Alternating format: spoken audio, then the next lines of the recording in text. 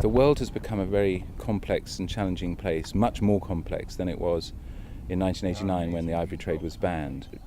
The ivory ban came in 89, and by 99 we were back into trade again. But it began a slippery slope that led in 2008 to 100 tons of ivory being sold from some southern African stockpiles to China and Japan. And now we have out-of-control poaching. So when the animal comes, it gets attacked on the neck. As you can see it here, the snail got attacked here. So I can say these people, they are so clever. They know that always animal comes to drink water here. Kenya and many parts of Africa are awash with illegal weapons because of all the wars and insurgencies that have taken place. They're very cheap, they're very easy to get hold of. That means that carrying out wildlife law enforcement has become dramatically more difficult and more dangerous and more sophisticated. In Suid-Afrika is dit nie veel anders nie. Ook hier moet veldwagters nuwe vaardighede aanleer. To address the ever-increasing challenges facing the conservation industry, the Wildlife College has established business units that really do offer tailor-made, focused courses on the different challenges facing the industry today. Of special interest is our department that addresses the poaching issue, field ranger training, and how to curb the rhino poaching at different levels. I'm training to be a field ranger.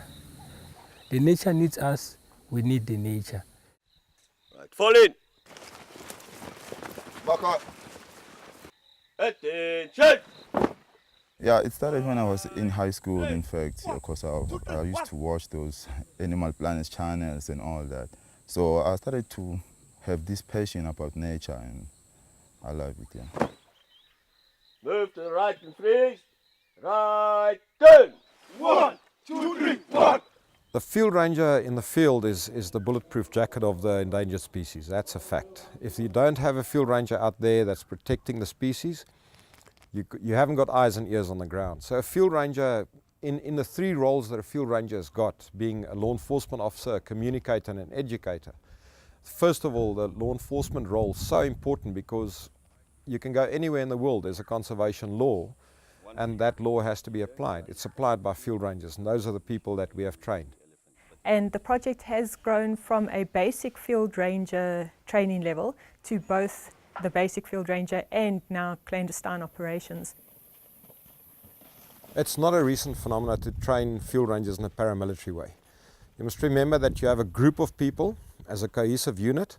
These people are going to be armed eventually, and they're going to do armed work out in the field, and there's no government that will allow people to be armed as a unit, as a group, and go out and just work any way they want to. So you need that paramilitary discipline in order for a person to understand that he or she is in a situation where they have to make a split-second decision about life or death. So you need somebody who's got an open mind, somebody that goes out there and in that paramilitary fashion apply that self-discipline. That makes them survive in the field. Op 'n geheime skietbaan in die Kruger Wildtuin leer veldwagters hoe om vuurwapens te hanteer. Today there are sections in the Kruger National Park where those guys have got anything from a 40 to a 60% chance of walking into armed contact. So now the firearm there's less emphasis on how to deal with dangerous game, and it's becoming more and more how to deal with the poachers that you are meeting, because they're very, very aggressive.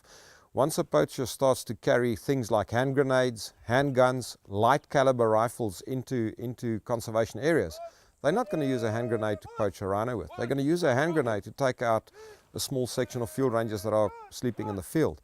So you need people that are focused, disciplined. They must be awake and ready for whatever comes their way.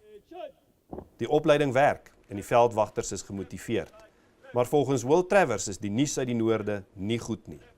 Certainly all of Central, Western, Eastern Africa is under the hammer as far as poaching is concerned, and that tide of poaching is heading south.